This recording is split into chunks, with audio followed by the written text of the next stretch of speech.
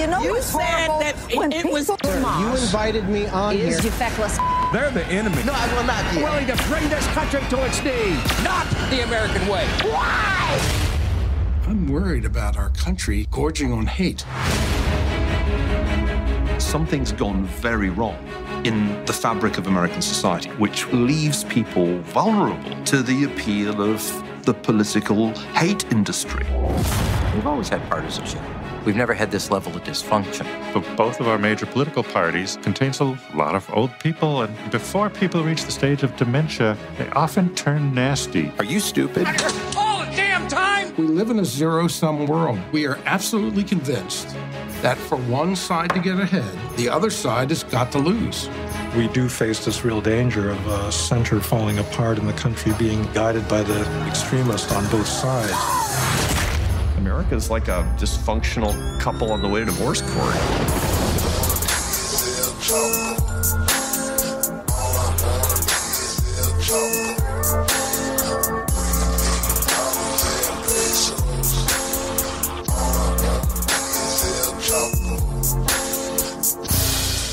So this fucking documentary, I didn't think. Oh, I loved it. I didn't think it was possible, like, because we did You Me Madness just last week, and I was like, "There's no way." Like, that's the worst thing. That's the most violently awful, like, nauseating spectacle I've ever had to endure for this show. But man, this fucking movie, this was so much worse. Like, I mean, like, worse in every way. Like, I'm just saying, like, Louise Linton's view of herself as like a cool girl boss serial killer is more morally acceptable to me than David Smick's view of the world. That is because I really think that this movie is it is essentially a sequel to Me You Madness.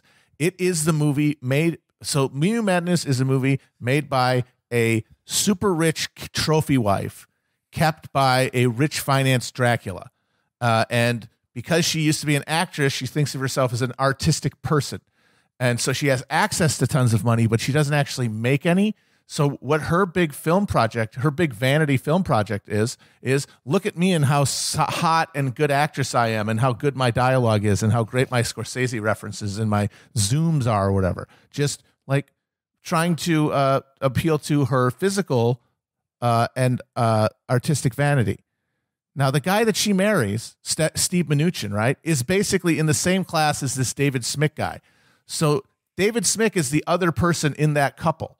And so while she is making her Me You Madness, what movie is this guy making? A guy who is just as rich and just as cut off and just as psychopathic with power and money as her, but actually has his hands on like the reels of power because he's like an actual finance guy. He's making money in the overclass. So when he decides to make a vanity project, it's not going to be some fucking piffle, some meaningless drivel about some murderous lady and her boy toy. No, he's going to solve all the fucking problems. He's going to show the world what's wrong with it, and he's going to fix everything. And because he has money and because the only people he's ever spoken to are people who are as rich and deluded as he is, or who are poorer than him and want something from him, he thinks this is a great idea and he gets it made. And they are bookends. This is the nightmare couple that runs America.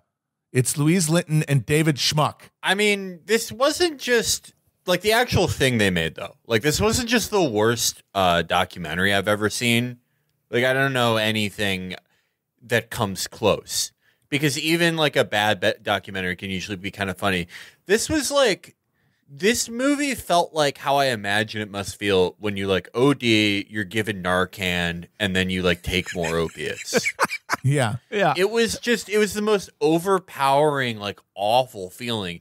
It was the feeling of, like, having a log turn around in your stomach, then eating like a Jimmy John sub while you're shitting it out. Yeah, it was this horrible simultaneously thing of being too full and too empty. I probably about 30 times during this movie, without exaggeration, I like pressed the little cursor thing to see how much time I had left. It was brutal, but it was also completely hollow. And I felt as though it was, even when you watch a shitty thing, you remember things from it. But I like everything that I remember from this, I had to write down because I was like, this is the exact type of thing that my brain will flush out like poison.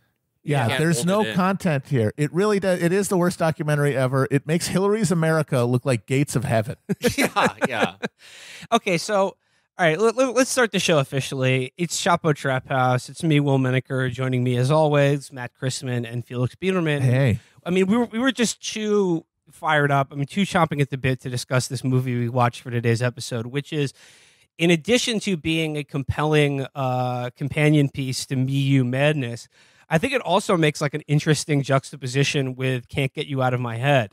Because absolutely, that's what I was thinking the whole time. Because in both movies, like essentially attempt to explain why everyone feels so bad right now and why everything sucks, and the Adam Curtis movie, it just artistically it makes for such an interesting companion piece of this because they both rely on like stock footage and like clips from old movies to like accentuate like his sort of montage, his mise en scène. But the thing is, like, this guy David Smick, and we'll talk about Smick in a second. It's just like his selection of images and footage to like accentuate the points he's making is the most literal-minded one-to-one thing I've ever seen. It's like like a character, a character will just be like, it's like George Orwell's 1984, and he'll just show a clip from the film adaptation of 1984. Even as we grasp at victory, there is a cancer, an evil tumor growing, spreading in our midst. It's stunning. This movie is 90 minutes of the most unadulterated drivel and jive being spouted by some of the most poisonously hateful and awful human beings that this planet has ever produced. But they're selling you on this idea that like America's best days ahead of us if we just get past partisanship and go with common sense. If we just listen to Larry Summers. Yeah. This is like not only is it like making a movie about pedophilia where it's like, listen, some kids are sexy. But it's also like this is a movie about pedophilia and its victims, and it's like you do a seance where you fucking bring Jimmy Savile back from the dead. Yeah. Gary Glitter, just like every pedophile is in it, and they're like, well, the problem with pedophilia. Yeah, I have a good review of this movie though. If you want to hear it, if you want to hear like the type of person that really likes this. Okay, there are people that really like this. Let me just introduce this. The film we're talking about is the new documentary that was just released on the Starz network. That is the just absolutely absurd and noxious vanity project of this gigantic ham-faced buffoon named David Smick, who I've never heard of before this movie and hope to never hear of again. It is called Stars And Strife, and it is a movie about how in today's divisive political climate and where everyone is upset and angry and it feels like the problems are getting worse, how we can come together to like solve our problems as Americans and have a better country for everyone. So Felix, drop that review. Yeah. Yes, this video does show the good of BLM. Hence, the whole point of the video is to bring Americans closer together. Just because some people in BLM have been extreme does not mean that the movement doesn't have any valid points. Now, I am a Trump supporter, and I believe the deep state has been shutting down the voices of right-wing conservatives, and I am 100% against any type of censorship. I also, at the same time, believe this video is very interesting, and hear the message our politics need to be more center. The doc also breaks down the differences between good capitalism and what some of the big elites are doing, which is destroying our world.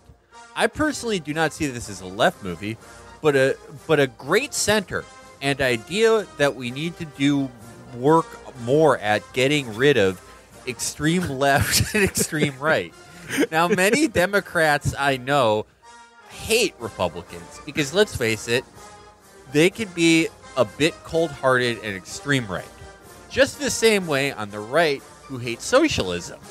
This movie is more centered, and I enjoy the talking points on moving center and working together for unity and peace. Highly recommended, even if you don't agree with it. That is That's like, what is that like a review from Amazon of this movie or something? Is that like a user That's review? on IMDb. Okay. But it's by Tasha's Cookie Treats. It's like I was like obsessed with this after seeing it. Like how well, it felt like a postscript to the Holocaust. It was like, how did we let this happen? Who, like, do we blame the people who did it, or like who permitted this? But it does have like a kind of high Rotten Tomatoes score, just because like if you are reviewing things on Rotten Tomatoes, you are just like you're like this. There's just candy in your brain. Cookie treats. You're just like. You watch this and you're like, America has all types of people, everyone from, black guy to weird woman. But if we come together, we can help this this guy in Lord of the Rings who is killed for his cowardice, David Schmidt. We can help Larry Summers. It's a feel-good movie if you're just like this is a movie for Oblivion non-player characters. That's everyone who liked this movie. They're caught in a dialogue loop and walking into a door. So yeah, like if I could, like, so my elevator pitch for this movie is 90 minutes of obscene jive and drivel that attempts to explain what's wrong with America by highlighting the thoughts of a group of individuals who have each done on their own in public life more to cause violence, misery, economic depression, and political polarization than every terrorist and hate group in the world combined. And it's just like the movie begins, and it's just like this montage of people going, there's so much hate in America today. We're so divided by hate. Hate is like a drug. Where did all this hate come from? And then it shows you the faces of Nile Ferguson, Francis Fukuyama, James Baker, and Larry Summers. And you're like, where's all this hate? Where did all this hate come from? Why do people hate so much? Having James Baker in there was an incredible choice. Oh, absolutely! Yeah. It's like they first introduced him, and he literally says, "In my day," that's the first words out of his mouth, and he goes, "In my day, we went to Washington to do the people's business."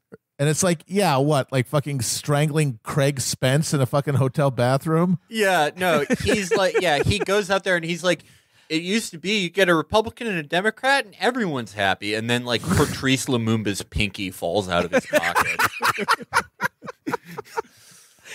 So like in the beginning, it sets up like, like America seems more divided than it's ever been before. And to illustrate that, he goes through just clips of just hens on The View yelling at each other. And like that, yep, that's it. That really, people on TV sure seem are angry. And that really is like the point of view of this movie, is that the problem with America is that too many people are yelling at each other. But that's what's amazing is like they take The View like that, like just even their basic premise is idiotic because it's like, well, yeah, like 60 years before The View, there was this show called Firing Line. Just like all these guys who like were so drunk they couldn't stand up would be like, I swear to God, I'm going to kill you, you fucking homo. I'm going to take you behind this studio and plug you. And like, it's just, hasn't that always existed? Hasn't there always been a yelling show? Well, but it used to be guys in suits. Yes, it's always existed, though. But here's the problem. Like, what this movie's really concerned with is not so much that people are yelling at each other or that there is political partisanship or division in this country. What they're mad about is the rise of populism. They're mad about the idea that that people are angry at the center. And even though that they claim that like the center makes up the 2/3 majority of this country, they're mad that like a third of the country is just politically motivated and angry at the people in charge. And, it's never explicitly mentioned, but what they really mean is like Donald Trump on one end and Bernie Sanders on the other. And they're like, we need to stop listening to the angry, loud voices in the room and listen to the calm, sensible voices in this movie, which include Alan Greenspan, Arthur Brooks, the head of the American Enterprise Institute, Amy Chua, the Tiger Mom, Rahm Emanuel. The list of fucking talking heads in this movie is a murderer's row of murderers. And Frank Langone, founder of Home Depot, has, in my opinion, he was so good. Sociopath. He was so crazy. He says he was awesome. He was like, he is like the chair he was sitting on probably like contains like extra organs that he needs to stay alive. He is like just hanging on. He's like, his nails are gripping into the linoleum as they're trying to drag him to hell. But he's like, I need to be in this movie. And like, but he says he does one of what I consider the most sociopathic cutaways in this movie. We can get. I mean, I wonder if it's the same one that I wrote down, because Ken Langone, the Home Depot guy, is like, I mean, again, presented as a sensible voice of reason about and an example of what makes America great. Says, like, as Felix said, some of the most sociopathic comments I've ever seen. And like you mentioned earlier, that like this movie is all about like, how did America come to be such an unequal place full of so much anger and hatred? And you said it's like a documentary about how dangerous pedophilia is, where like they interview Jimmy Savile and Gary Glitter as examples of like of people whose advice you should follow. It's just like along similar lines. This would be like the people highlighted in this movie, and its point of view that they should be taken seriously, or that they're being shut out of the debate in our society, is the equivalent of like doing a movie on the crisis in parenting today, where Joseph Fritzl directed it. But you know, I've gone down the list of talking heads in this movie, and there are some pretty big names involved. Leon here. Panetta, former CIA director. Former Leon Panetta, head of the CIA. James Baker. They got fucking Otto Skorzeny with a Ouija board. And like, you know, like some of these names are pretty big names in like in government and like academia and politics or whatever. But more than anyone in this movie, the guy who was featured talking in most of it is the director and writer of the film, which is an odd choice for a documentary. Again, we mentioned it before. His name is David Smick. And how shall I describe David Smick? He is David Smick, wretched ham oaf. He looks like a guy who like one of the hobbits who stole another hobbit's lunch. He is this is this gigantic headed oaf, as Matt alluded to, but like I would describe him sort of like the blue pilled Steve Bannon. But the funny thing is, that, like what he's advocating for in this movie is basically the exact same thing Steve Bannon does, which is like a Main Street focused capitalism that like lifts up the little guy rather than big international corporations. But like the only difference between him and Steve Bannon is he's like, we can do that without fomenting hatred against immigrants and minorities. That's the only difference between their two worldviews. He's like soy Steve Bannon. Yeah, and they're both absolutely deluded because capitalism is all consuming at this point. You cannot fight it from within.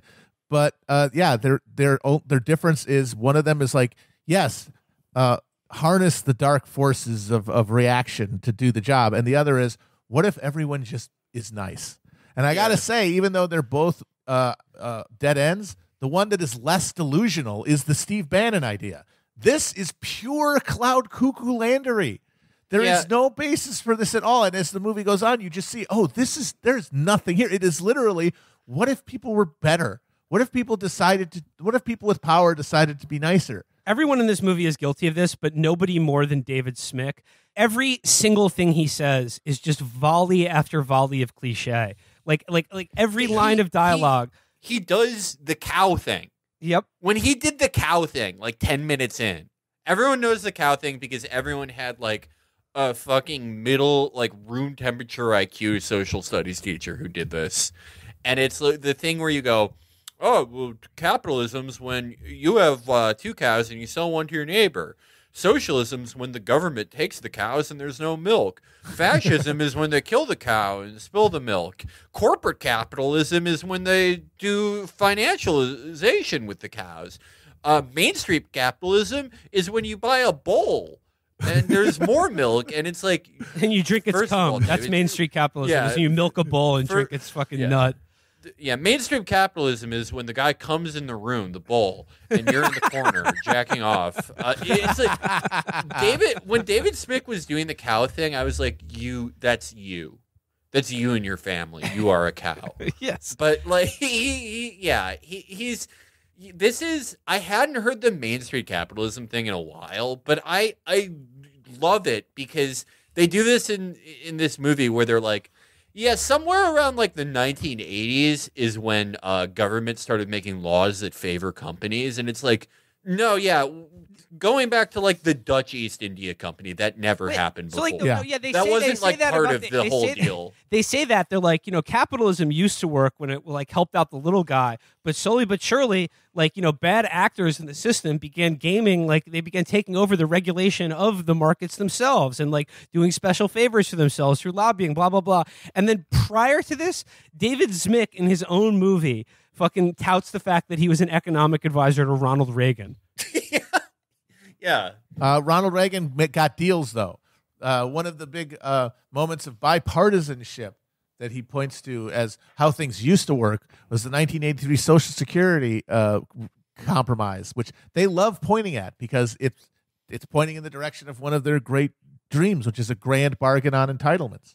Getting people just the idea that these people's politics is getting Americans to accept the final destruction of any kind of safety net in exchange for maybe a baby bond, maybe some UBI, and help getting a loan for some like fucking vape-based small business, but otherwise being totally on your own.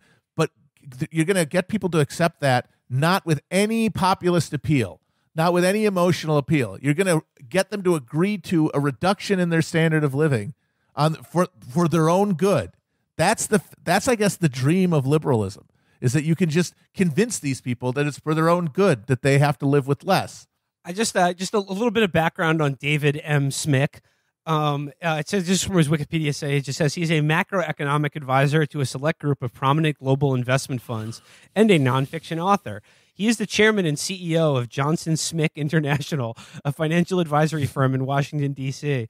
Smick wrote the acclaimed book, The World is Curved, on the financial perils of globalization in response to The World is Flat by Thomas Friedman. David Smick. This guy should be sentenced to live in the airports that they sell his books in. He should never be allowed to leave. He should be banished there. It says David Smick's most recent book is The Great Equalizer: How Main Street Capitalism Can Create an Economy for Everyone. The book reached number 8 on the New York Times hardcover nonfiction bestseller list. Our book reached number 6, by the way, and was praised by both House Speaker Paul Ryan and former economic advisor Larry Summers. So yeah, this guy's got praise from both Paul Ryan and Larry Summers. Must be a really out of the box thinker. But it just goes on here to say the book identified the conditions that led to the unexpected rise of both 2016 primary candidate Bernie Sanders and Republican Donald Trump. So yeah, I mean this is what he's really worried about. And just some supplementary. I was just watching some interviews with him about why he made this movie, and he says here the whole country is facing a hate epidemic, and I got very worried about the future of our country when you see the lack of empathy, a lack of any goodwill towards each other. And then, like I said, to illustrate that point, he produced a list of people that would just be like, let's just say I have all of these names on a list in my house as well. These, it's like if he had just gathered people by like, okay, these are the least apathetic. These are the least empathetic people I could find. These are the least empathetic people that like would respond to me and would be in a documentary. Because I gotta say, they might all be monstrous criminals who are fully responsible for the horror of the conditions that they're decrying. I mean, this entire movie is just the hot dog sketch from I Think You Should Leave. It's like, it is. We're all trying to find the guy who did this and give him a spanking. And they all just might be soulless sociopaths, and lying directly to your face. But at least they're hot. They're really very sexy. Hot. Yeah. Like that Brookings Institute lady. David Smick actually... Oh my God. David Smick, being the director he is, when Leon Panetta first comes on the screen, he does tell people to pause because it's going to be an extended talk with Leon Panetta, and you're going to want to jack off before that. Oh God, it's like, and half of the movie is looking at Smick's disgusting fucking head. Folks, it looks like somebody put his face is so large. Oh, it's so big. The biggest and his eyes head. are just like fall way back in it. His head just looks like a fucking baked ham, like in the oven, glazing. Yeah, he looks like a guy like if you like chop down the wrong peach tree, he appears as the spirit of the woods.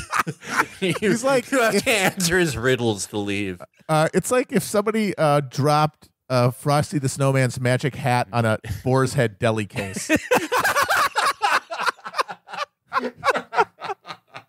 So again, I can't stress enough how weird it is that the director of a documentary is its most prominently featured talking head.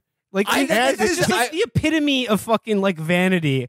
That is like, yeah. I wish I had done that. I wish in Fighting the Age of Loneliness, I took out all the fights and it was just me sitting in a chair narrating the movie. And hopefully you would have under your name what he has under his. Changemaker. Changemaker. He is Changemaker.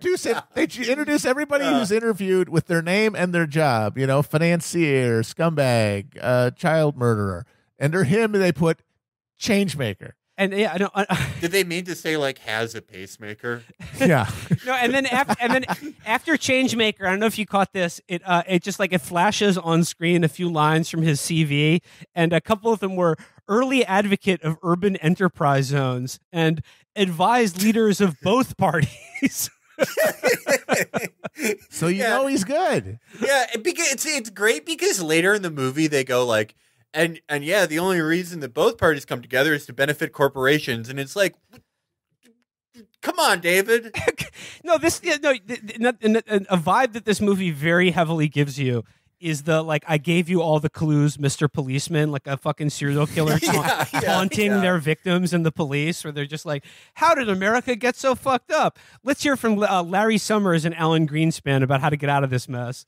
This is like David Smick really. There's a lot of people giving up the game and fucking up in this movie, but I think no one more than Smick because I had no idea who this fucking guy was. No clue. Never heard of him. And now he's like, I'm spending the rest of my time that isn't recording the show, like trying to beam negative thoughts into him to give him a disease. You're trying to Scanners his ass. Yeah. I'm trying to make a fucking Hiroshima 10 event by making his head blow up.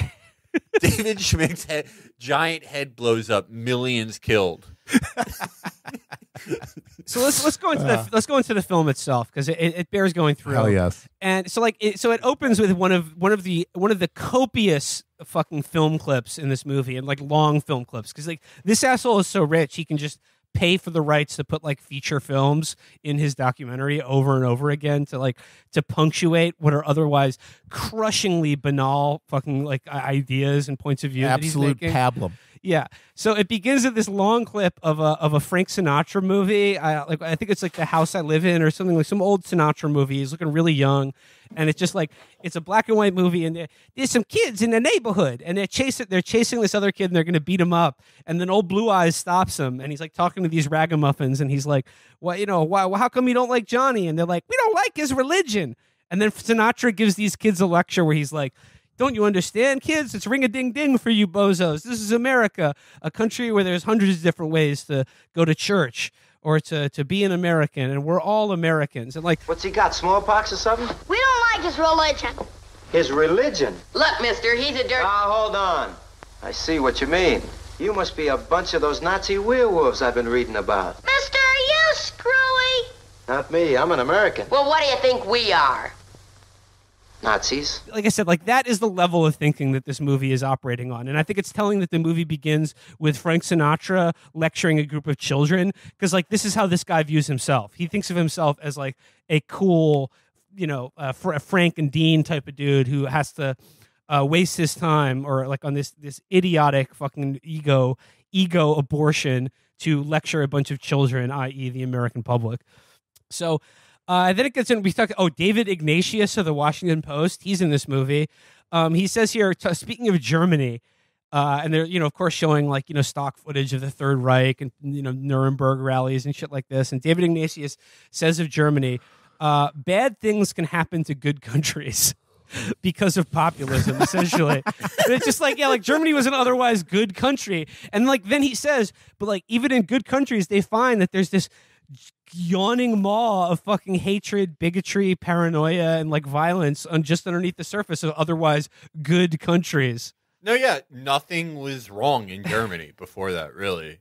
Yeah, just don't ask about Southwest Africa, whatever you do. And we're, of course, another totally innocent country. Yeah. But Yeah. we have the germ of populism inside us, and that's what's causing all this hatred. And so then we get to David Smick. And like I said, like I can understand, like even if you're a dumb person wanting to see a movie where like, you know, someone like genuinely important and consequential people like Larry Summers and Alan Greenspan like share their ideas on what's wrong with America and how to fix it. But then this Smick asshole just keeps showing up, and the idea that anyone would fucking care about like. He starts telling you about his life, and he's like, my grandparents were Norwegian immigrants, and they didn't have it so easy when they came to this country. And then I swear to God, Felix, that was called the Middle Passage. There's Norwegians to America. And he goes, Great Migration. He goes, why are we wasting so much energy on hate instead of doing amazing things? And then he goes, I'm sensitive to the Persimmon Phil killed the wrong squarehead. Then he goes, this absolute fucking hog man goes, talking about like the, very serious and like terrible misery that is like afflicting so many people in this country. He goes, I'm sensitive to the notion of change because when I was 14, our house burned down and I lost all my baseball cards. He says, I lost my baseball cards. That killed me. No, that killed me. That killed me because like the idea of like being like, my house burned down and everything's been fucked since. It's like awesome. I mean, Felix, that happened to you. That's dude. Want to know why I have such a dark outlook on life? Because I lost everything. I lost everything as a 4-year-old when my house burned down, and he was it's like everything about that's great. Like that entire segment, I love it because it's like, look, you may think I'm a pretty impressive guy, but. Actually, my great-grandparents came from Norway, and so they had an immigrant's path. My great grandfather ate too much grain in the village, and it tricked him into sailing to America.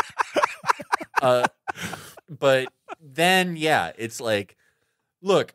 I understand like how bad it is to like lose your job and you're like your son dies in the Iraq War and you're addicted to pills and you don't even remember the last time you looked forward to anything.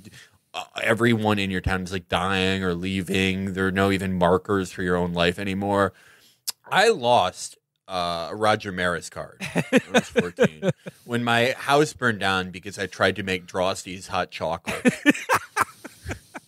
And I just like I have to give people a sense. I know I said before like that this movie is just such a barrage of cliches that it's almost designed to like destroy your mind. Like honestly, like as propaganda, like it beats you into submission with its endless repetition of totally banal thoughts presented with this like smirking, knowing kind of like, did you know that?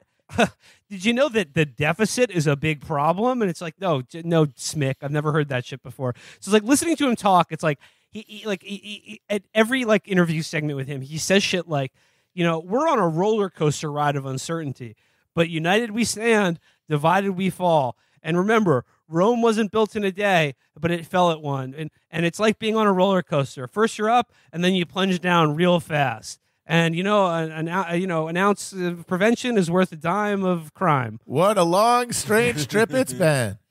I can't believe I ate the whole thing. And then he says we have to end this clown show. And then there's a montage of people yelling at each other in Congress. And then actual footage of actual clowns. Yep. In case you forgot what a clown was. I just want to there's one thing in the sort of prologue to this movie that I thought was very telling, where they're talking about, Arthur Brooks of the American Enterprise Institute says a lot of people are getting rich making us hate each other. And I'm like, well, then why are you in this movie, David? I mean, sorry, Arthur. Because like you sharing your thoughts in public is what is causing hatred to exist, at least in my heart.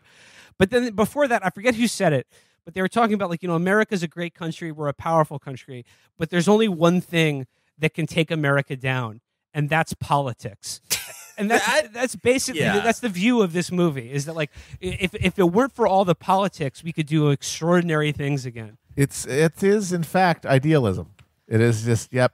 There's no structural conflict in any way. Yeah. This is all just we just start feeling bad, and if we all just took a breath and settled and started and just shook hands, we'd all be okay. Because for guys like this, it's all a game, because it is all fake. It is all ideal. He lives on a cloud. So, of course, he thinks that that's where real change happens, is in people's hearts, because he's never been compelled to do anything by economics. The politics is getting in the way. That thing, it did zero in on like the one thing I actually, you know how, okay, like I liked Me You Madness because it was novel. Well, this isn't novel, but I like it for one reason, and that is, I feel like now we have two identifiable like super culture voices, right? There's the broadly liberal one. I was talking about this on You Can't Win with Donald and Tom yesterday. The episode's out now, but about like there's this sort of like broad liberal cultural singular cultural voice you can identify, right?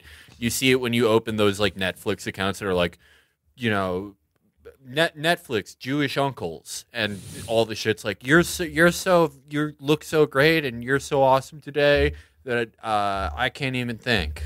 You know, I love you. It's good to take a break. Just like, you know, Barney, but vote for Democrats. You can identify it when you see it, you know what it is. Then there's the right wing thing, and it's like, you know, when Ted Cruz tells a joke, or like the Babylon Bee, this sort of like smug, like, okay, internet, let's see what you can do type thing. Like sort of a Wedding Crashers and Reaganism aesthetic. But this is like uncovering an ancient evil. This is like you need a certain amount of insight to see this, because this is something that I haven't seen in a while. And this is the singular cultural centrist voice. Yeah. Yeah.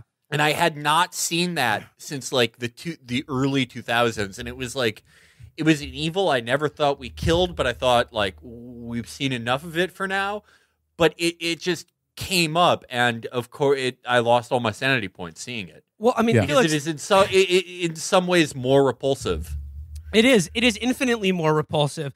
And here's the thing, like, in this movie, identifying populism and as a stand-in for hatred and divisiveness in our culture, what it's really concerned with is that the sensible centrist point of view has no purchase in the culture seemingly anymore, and that everyone seems to hate them on social media. Yes. Like, that is why this guy, when he says our country is facing an epidemic of hatred, that's what he's talking about. He's meaning is that like views, like the view of James Baker, Leon Panetta, and Alan Greenspan used to be fairly uncontroversial, but now every time you voice it, you get like a tidal wave of shit in your mentions, or like people just flinging feces at you or wishing you dead because they justifiably loathe you and everything about your existence. And like he just feels that like the centrist view is shut out of our culture, and that's why our culture is so divisive. Not that like the left and the right are united. And in fact, if we want to bring people together, we should unite them in their hatred of these people. Yes. Like there should be like a mass event protesting David Smick. Yeah. So who else is? Okay, James Baker shows up, and similar to how Smick is labeled a change maker, James Baker is labeled as the Miracle Man, which I thought was so chilling and just so fucking blood curdling to think about that. The Miracle Man. He stole an election. Yeah. Yeah. And then he stole the fucking election. And then this guy with more blood on his hands than like almost any other American that I can think of who's alive today. He said, like, what does he diagnose the problem in DC being? He says, well, nobody brings their families to Washington anymore. And we used to socialize with each other. So it's just like, and then it's this stupid idea that like if only it's the Reagan Tip O'Neill fucking fetishism. They're like, oh, if only Louis Gohmert's fucking like dunce ugly children could fucking like meet Alexandra Pelosi and hang out, then maybe we could get some compromise bills to cut Social Security through the House. If Clay Higgins brought his family of talking alligators, we wouldn't have a deficit anymore. Yeah, like. Yeah, having James Baker as like the first guy he throws to, where he's like, "Yo, I'm giving you the rock, slam this shit, James." It's so awesome because if George H.W. Bush from our Poppy series, if he's Don Corleone, this is like Tom Hagen, right? Yeah, the consigliere. he was the guy. You know, he was the fucking guy. You know, it's funny, Felix. You bring up The Godfather because every other interviewee in this movie just does a fucking repetition of the opening monologue in Godfather, where it's that like the mortician going, God, yes. I believe in America and I raise my daughter in the American fashion. Except it's Amy Chua saying the same thing. Yeah. I raised my daughter in the American and Chinese fashion. Okay, so yeah, the tiger mom, she shows up and she says here, a lot of students today don't know what makes America distinct and special.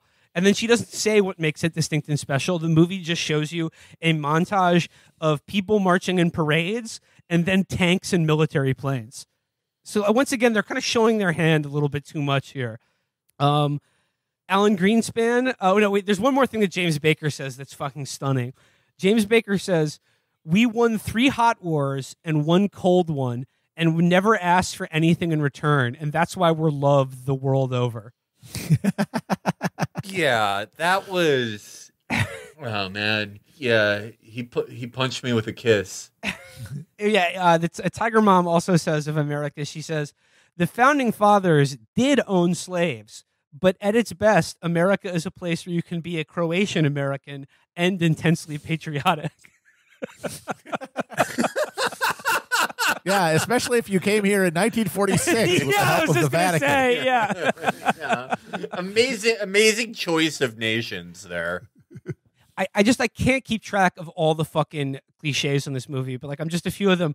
Americans are dreamers. We're the good guys. I think it's in our psychology. It's part of the American character. I believe in an idealistic America. By the way, nobody else thinks they're the good guys in history.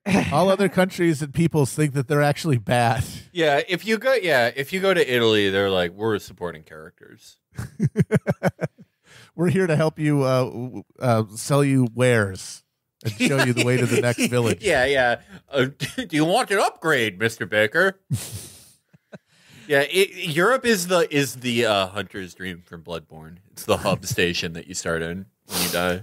Okay, there's another guy featured in this movie is a guy named Hawk Newsom, who's the president of Black Lives Matter in New York. And, president of Black Lives Matter. I love that. He's the president of Black Lives Matter in New York, and I'm sorry, is one of the biggest dunces in this movie because absolutely, and also he keeps saying clearly shit a con artist. Yeah, he keeps saying shit like, I believe, I support Black Lives Matter because I believe in the American Constitution and the Bible, and it's just what, who the fuck is this guy? He keeps saying shit like, I believe in America and I'm an idealistic American. I'm like, well, why? What the fuck? What is going on here? And he recounts, and the movie recounts with just absolute moment by moment detail this thing that he clearly thinks, and I guess he convinced David Smick, is a incredibly epic and powerful viral moment that has persisted through time, which is him going to some dumbass MAGA rally that I remember this because it was called the Mother of All Rallies, and the joke ended up being that 500 people showed up. And so apparently he went to it to counter protest with BLM, and they invited him on stage, and he got a warm reception, and it was maybe viral amongst grandpa Twitter for 25 minutes of people going it was Ron Fournier bait, look, see, we can have dialogue. But then of course everything else, it disappeared into the ether. But they act like this is the Kennedy assassination in national importance, and it actually ends with this Hawk Schmuck going, I guess it went viral, kind of trying to be self-deprecatingly understated about dude, I don't know who you are. Yeah, I've never seen this video. I've never seen this. Never even heard of it. That's what's so funny about it is they're oh, this is the biggest viral star of all time. And it's I see 99.99% of things. They all go through my pool skimmer, no one can send me anything I haven't seen. And it's I never saw this. Yeah. I never even heard about this. Yeah, no, the Hawk Newsom guy is he says shit Americans are tired of the divisiveness and polarization, but we need real solutions. So that's how I ended up addressing a crowd at a Trump rally with the most bullshit speech imaginable. He gets up there and says, my guiding principles are the Constitution and the Bible. And he gets a big fucking applause for that. And it's so you got up there and you catered to the fucking the easy, cheap heat from the dumbest, most just repellent people imaginable. And he's yeah, I reached out today. And I said and he was and he says abortions for some, miniature American flags for others. And no, he says in the viral clip, he's America's a great country because when you see something wrong, you can change it. and that's what our Constitution is about. And I'm just like, this is absolute pablum. Like what? Like this is. Oh my god! Everybody in this movie is captured by a self-delusion that they're able to perpetuate, even though it is totally orthogonal to reality, because they're in a social position that allows them to maintain it. And so, like, these people are all just speaking through these prisms of delusion to one another, and then watching it from outside, it's just jaw-dropping. Like, yeah, this guy's vision of himself, like, he clearly thinks that he's Stokely Carmichael 2.0, and you just see the chasm between what he thinks he's talking about, what the world as he thinks it is, and anything like what you recognize. And that's everybody in this movie, all of it under the direction of a guy who is basically the kid looking in the fucking snow globe at the end of St. Elsewhere. So yeah, let's see. We got Larry Summers shows up again, and he says, "We've got our problems, but I'd rather play our hand than that of any other major economy in the world." It's like, yeah, no shit. I bet you would. Like, no shit. You'd rather play America's economic hand than Italy or fucking like the Netherlands or something. No shit. The country with the world reserve currency. It's like, yeah, I'd rather play the video game with infinite lives. I would like that. Yes. So then we get this other woman named Alice Rivlin, who was the budget maestro under Alan Greenspan and is like a fellow at the Brookings Institute. She says, "I believe in American exceptionalism, but I also believe that too much debt is a problem, but also too much inequality." Thanks, Alice. And I think just like that line about American exceptionalism, because this movie clearly like wants to bring back American exceptionalism and views it like as a way out of our current like cultural and economic morass. It made me think of the Adam Curtis documentary, which does have a whole section on American and British exceptionalism. And like his whole point in that movie is that you can't have any kind of like exceptionalism for a nation without a concurrent strains of deep-seated paranoia and violence towards everyone else. And then eventually yourselves. Yes, because something has to distinguish you that makes you exceptional, and you have to affirm it through domination. So yeah, Smick comes back and he says, and he starts sharing some more of his like family stories, and like again, the idea that anyone would be impressed by, interested in, or enlightened in any way by this schmuck's life story is astonishing to me. And he says, my parents experienced economic anxiety, but my dad was a really good guy. And at his funeral, people said that he would always uphold love, and he would always love even the unlovely. And he says, and then Smick says, we need to learn how to do that, how to love the unlovely, like an immigrant, for example.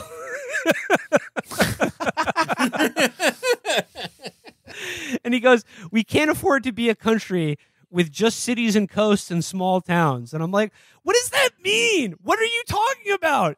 You're like, okay, so we should just all have, you should all just be the suburbs, and we should all live in like, not a coastal part of the country, not the middle, but just sort of halfway there. We should all basically live in like, I don't know, Virginia or Maryland or something like that, or Pennsylvania. It's sort of a coastal state, but not really. It's just where is the ideal place to live, schmuck? Well, I think it's hovering. It's hovering in a quantum state between all of them. Yeah, which is essentially how these rich guys live. They're always flying around. So it's like you should be doing that. At one point, one of his dumbass non-solutions is give people vouchers to move to where the jobs are. I mean, by the way, David Brooks has praised this guy as being, quote, clairvoyant in his analysis of the problems facing America. But and then Arthur Brooks, the AEI guy, shows up and he says, of course, he says, to me, the most interesting question isn't economic inequality. It's opportunity inequality. And it's just, shit like this. It's every one of these bullets just gets fired directly into your brain, like of just like absolute, like non-thinking fucking, like just poison. Yeah. And it's a movie that like, and then Schmuck comes back and says, capital is not our problem. It's human capital. And it's just like, this is a movie that attacks elites by communicating like the most hegemonically held ideas of the American ruling elite, like to a popular but audience. They're the bad elites. The thing is, at some point we got bad, like he really does go, there's good billionaires like the grotesque Home Depot gnome, and then there's bad billionaires like Mark Zuckerberg, who make money by profiting from division and hate. It's like, yeah, it's capitalism, bitch. There's money to be made. Yeah, no, it's like Mark Zuckerberg Your makes distinction is based on like with the industry, and they're all going to be spots that are filled if there's fucking money to be made. Yeah. It's like Mark Zuckerberg is bad because he profits off like clicks that foment hatefulness, but Ken Langone is good because he profits off the shattered bodies of Home Depot employees. Yeah, speaking as someone who sells division and hate, yeah, I'm fulfilling a market need. I pay my taxes like anyone else. So then here's where Smick gets into his he's like, oh, like, capitalism isn't the problem. It's corporate capitalism that we have going now. And he says, algorithms, not people, are driving the stock market. Like in this bygone era when it was just fucking Gordon Gekko and fucking Patrick Bateman running Wall Street, like that was okay. But like, oh no, the algorithm has taken over what was once before a very rationally run system that benefited. The algorithm is capitalism. Yeah. It always is running it. Yeah. It's just a question of how much crisis it's in. And then, things were better back when we had more money to give to poor people so they wouldn't get mad. Now, or people without economic power. Now we can't give them. We don't want to give them our the profit maximizing principle won't allow us to give them anymore because there's less to be had, and now they're all pissed. That's it. He says here, free market. This is David Smick talking. He says, free market capitalism has gotten top down instead of bottom up. Large corporations overwhelm small enterprise and manipulate patent laws, tax breaks, and stifle competitors.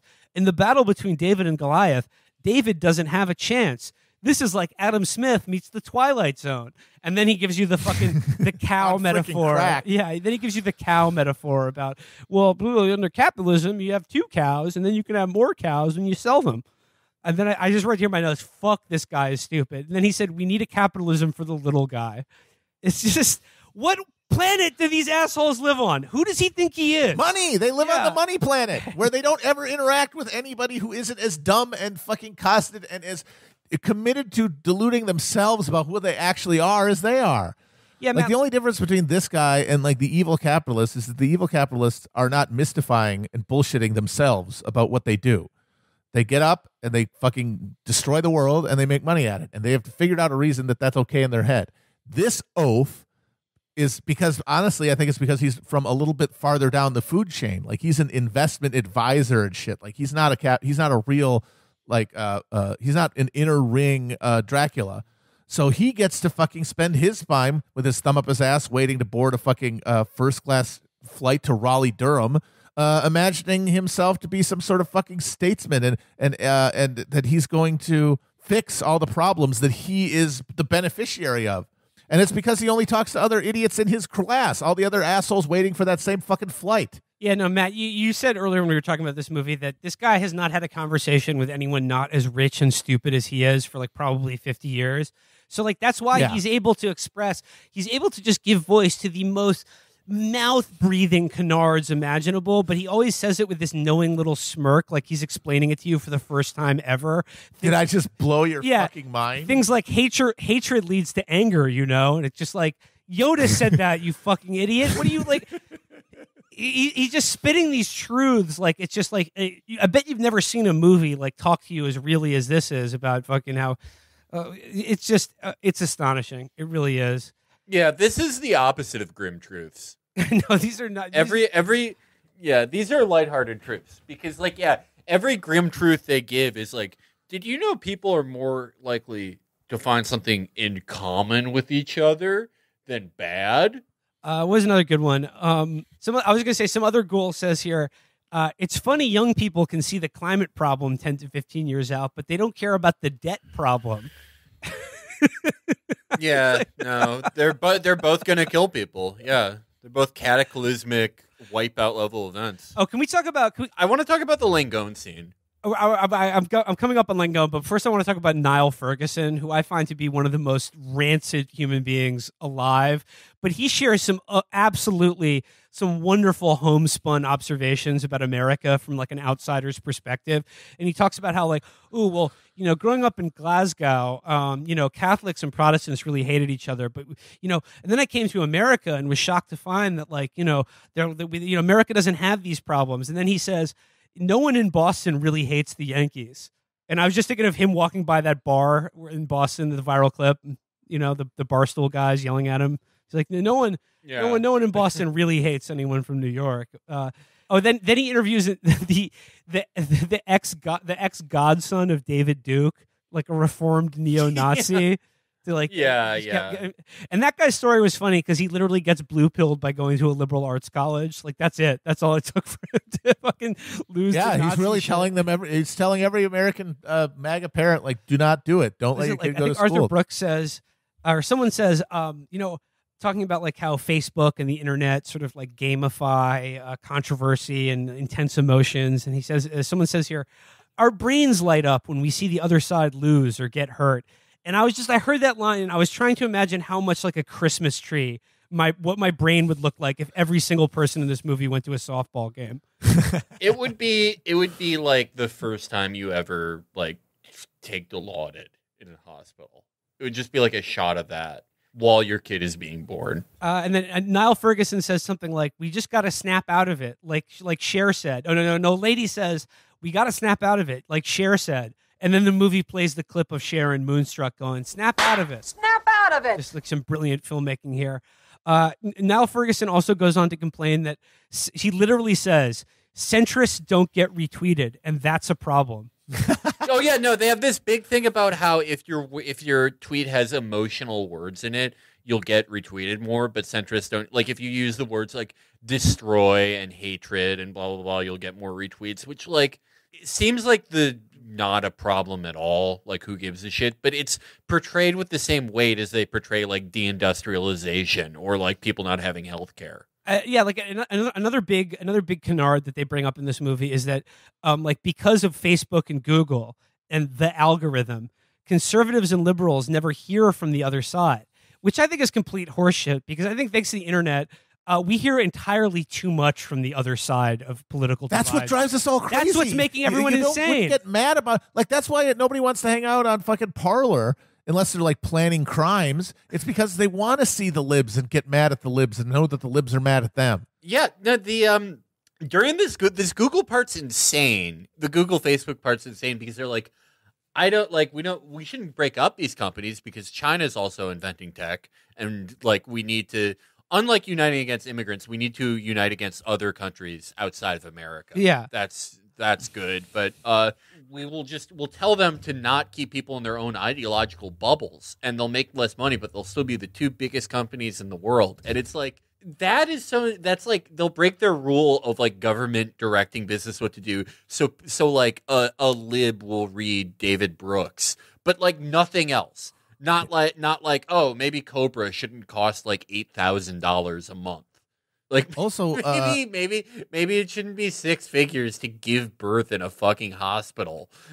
Like maybe none of this should cost so much. But like you should see all types of bad Hill op-eds. And it's like they want he complains that these tech companies they're making all this money off hate, and then we make them stop, then they could still make money. Like, I'm sorry, what do you want him to do? Like, start selling Scrimshaw on Etsy? Like, that's the whole fucking profit model. That's literally the industry is manipulating like mental attention and hate, whatever you want to call it. Emotion is how you do that because people are trying to get emotional attachment from the internet because they don't have any in their actual lives. So it has to be hateful. It has to be all the things you don't want it to be. So no, you're telling them that they have to be destroyed. And accept that, but you are too up your own ass to realize it. And like they're using Facebook and Google as an example of like why capitalism has gone crazy. But like Smick's only problem with it is that like in this marketplace of ideas, his no less hateful ideas than any other one being shared or promoted by the algorithm are simply not gaining purchase. There's not an audience there for them outside of like the people in this movie being interviewed. And like, that's essentially his problem with Facebook and Google is that they're making billions, more money than like these sort of traditional like capitalist firms are, but they're making money from bad things. Unlike, for instance, James Baker or Alan Greenspan. And, let's see, there's another line here. Okay. Let's talk about the Ken Langone section of this movie. Cause like the Home Depot gnome is a pretty incredible figure in this movie. He's like one of the most just vile billionaires imaginable, and he is held up as an example, like contra, Sergey Brin or Mark Zuckerberg or whatever. Like Ken Langone is one of the good guys. And he says, one of the things he says here is, all the money I give politicians should not be used by them to enhance their status. And then left unsaid is, it should only be used to enhance my status. And that's why I'm giving them the money in the first fucking place. Yeah, Langone's thing is completely insane, but he does something later in the movie that I find, it's like they talk about giving up the game. So I'm telling you, the NYU Yeah, thing. the NYU thing. Where this was incredible. Yeah, this was fucking unbelievable. So he goes to NYU medical school and he's like, I've been doing philanthropy for 37 eons. Like, just talking about all the bullshit charities he does.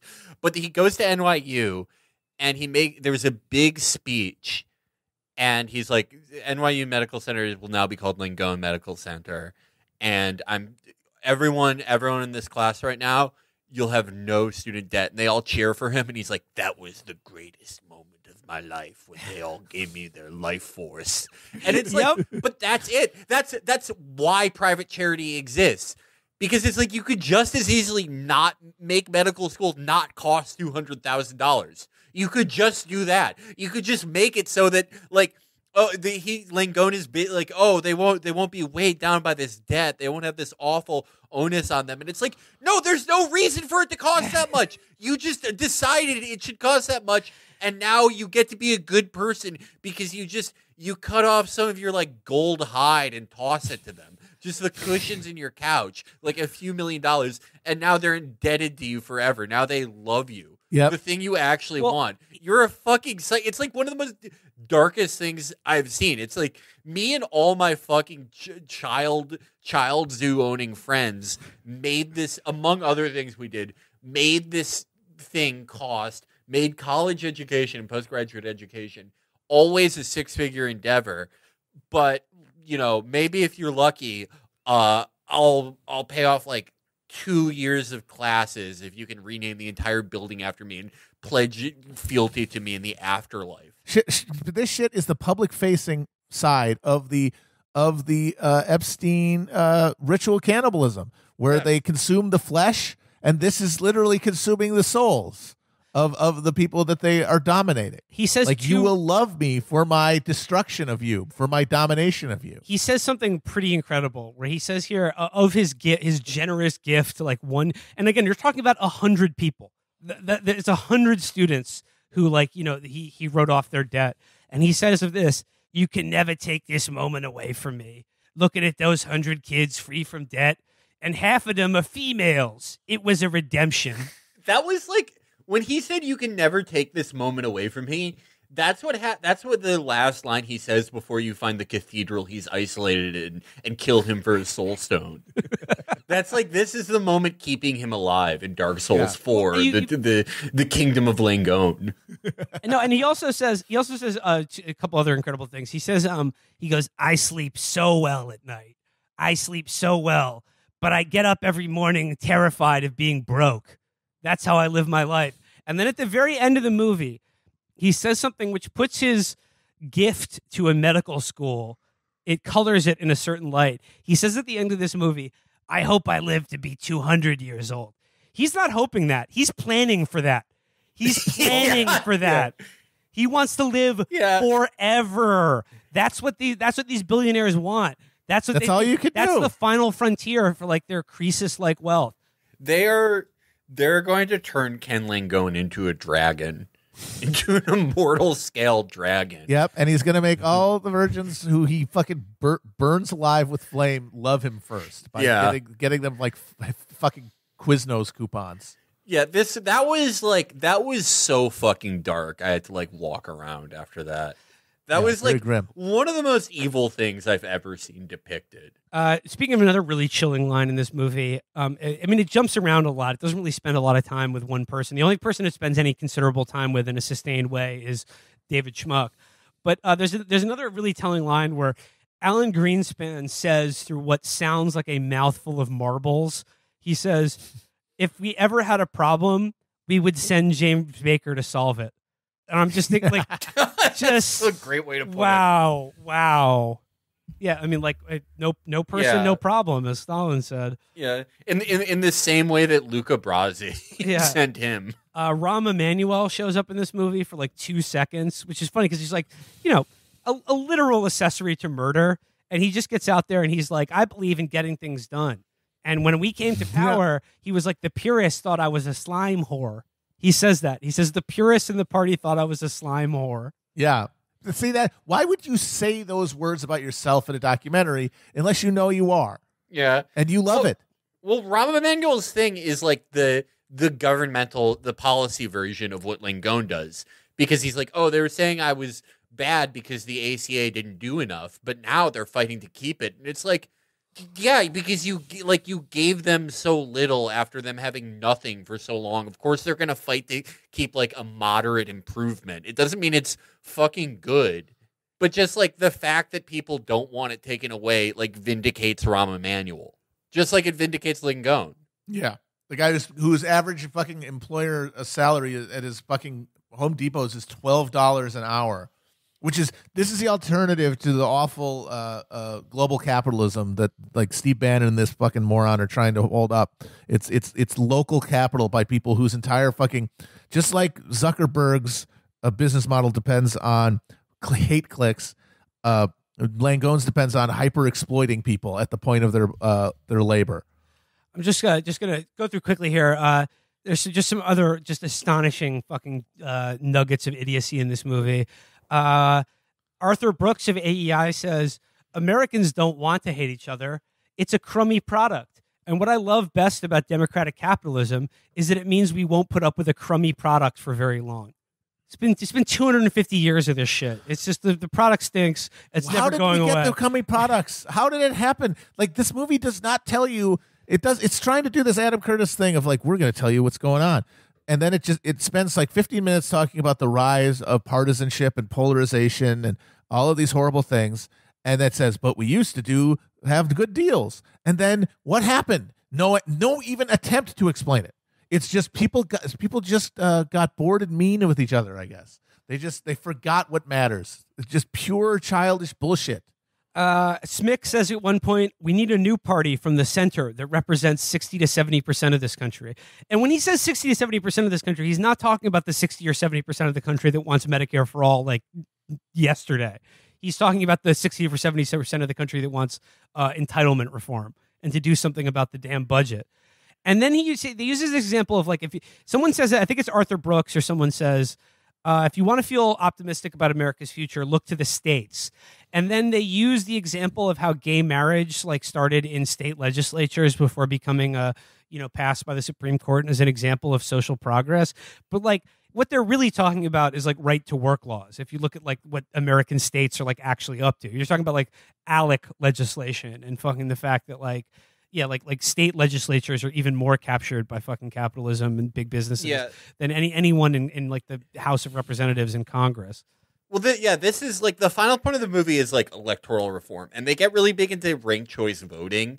Like they think the problem with American politics is plurality voting, so we should do ranked choice voting, and it's like Susan Collins won by a fucking landslide. Like she destroyed Sarah Gideon. Yeah, but they probably would say that. Yeah, they like Susan Collins is an example of working across the bounds of partisanship.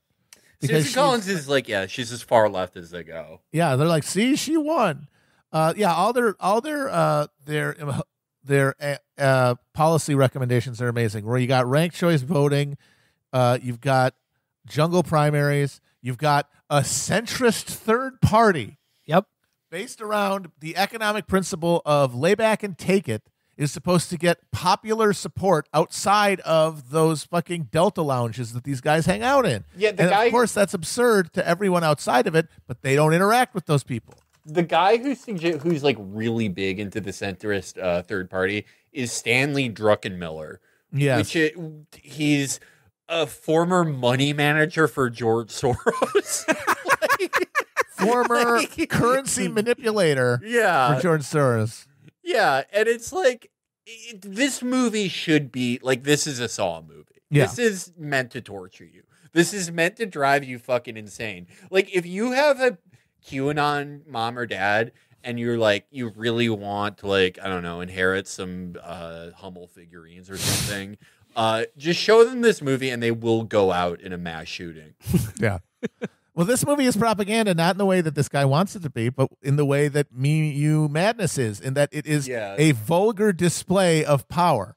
Like, he is showing you, look, I am a rich guy. I'm actually supposed to know what's going on in the world. And yet I'm able to walk around with my head filled with fucking Cobb salad and nothing. And I'm not only not punished for it, I get so up my own ass, I think I could make a fucking movie that's going to solve all of our problems with fucking paste, with fucking baby food that's been like regurgitated by the same group of Pete Peterson fucking centrist frauds for 30 years because I have the money to do it.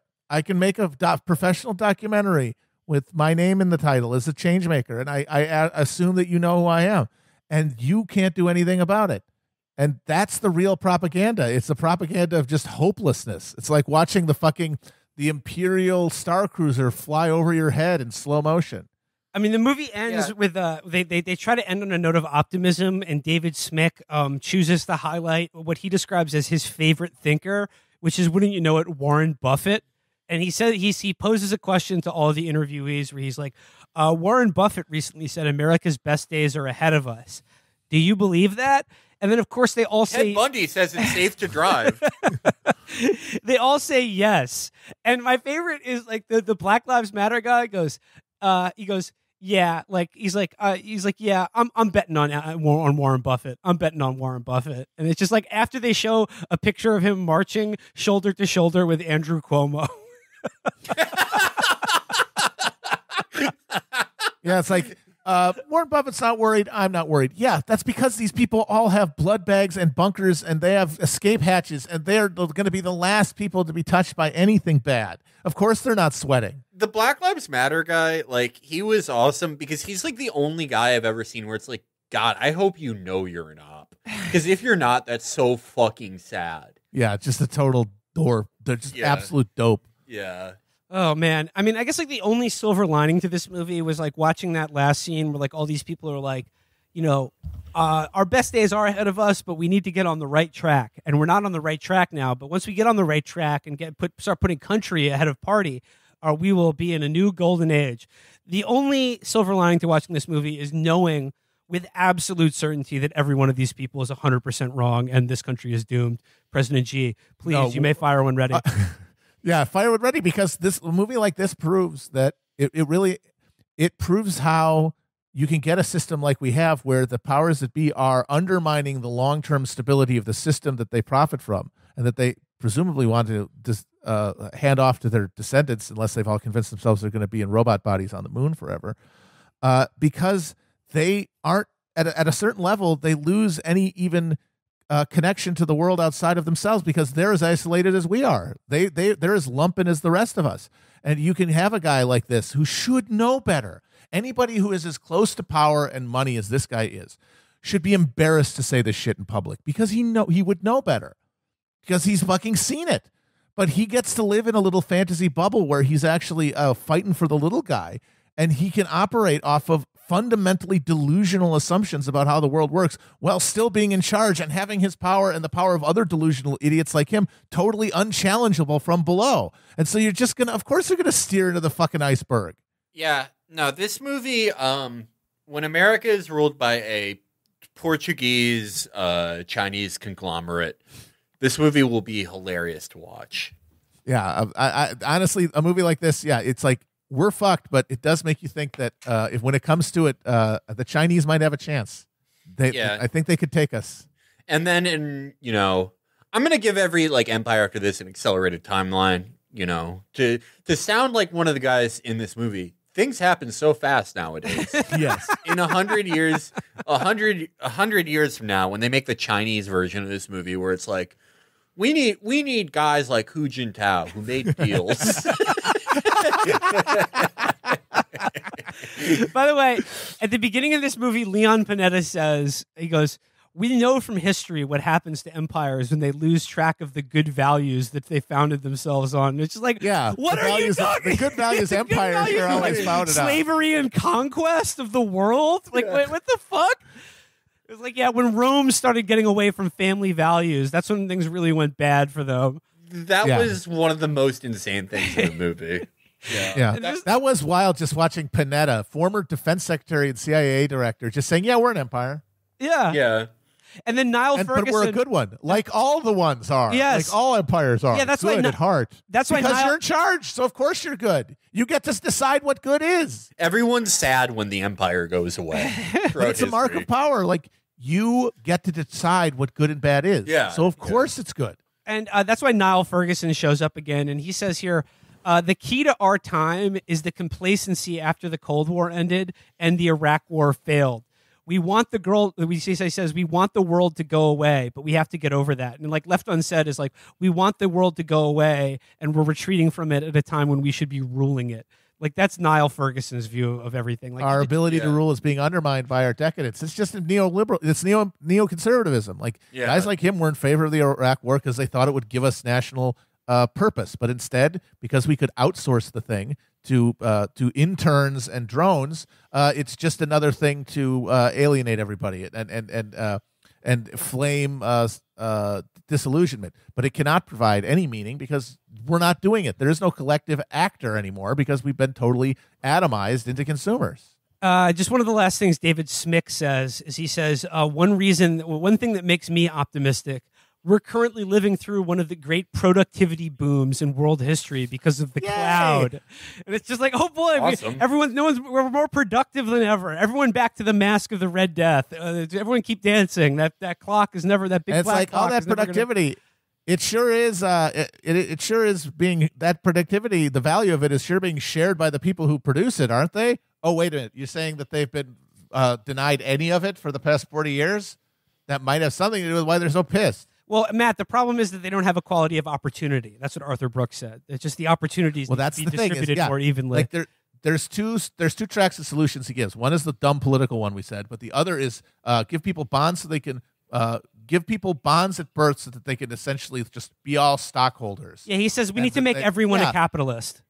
Yeah, and it's like that means you're all fucked. Oh, 25% at best chance of rising in life. That means 75% of stagnating, but that means falling realistically. But hey, that's better than nothing. And don't you want to fucking roll the dice? Literally saying you need to get them to believe in the propaganda. You got to get them to believe in the fantasy of capitalist advancement again. And I'm sorry, the fucking till is empty. You guys took all of the fucking cookies. There's no way to do that anymore. The cookie treats are all gone. They've all been taken by fans of this movie. Sorry, there's just he says he wants to give everyone a loan at birth. So it's like before you're even alive, you're in debt. Yes, you're literally indebted in the womb. And that's literally what sovereign citizens say about how like we're all enslaved by the debt of like the Federal Reserve. He's like, yeah, that's good. We should make that explicit. And just one last quote here from me. Like what I want to highlight is Larry Summers says, he goes like in his horrible like grouper fish face, just like blurts out that the first rule of hole digging is to stop digging. And I'm like, no, Larry, keep digging. That hole's for you. So that does it. That's Stars and Strife. I would say comprehensively. Yeah, if you really the worst movie I've ever watched for Chapo. If you want to really like, if you feel like you need to really like see the serpent at the bottom of the well, I would suggest just getting fully ripped, watching this and You Madness back to back, and you will understand who we are ruled by. Like you will know them in a way that you can't just by observing the culture that their money produces. I would recommend doing the You Madness boss fight first. It will get your level high enough to do this boss. Yeah. This is an ancient evil. You may go mad if you watch it without the proper leveling. Oh man, sanity points rapidly depleting. 0. We have to start new character. We have to start new characters. Bye bye. Start new sheets. Yeah. Bye bye. Bye bye. I'm gonna be a Cockney boot black. I'm gonna be James Baker. Yes. Why not? Yeah, you can't beat him. If you can't beat them, be them. All right. All right, we're rolling up our Baker character sheets right now. Yeah. I'm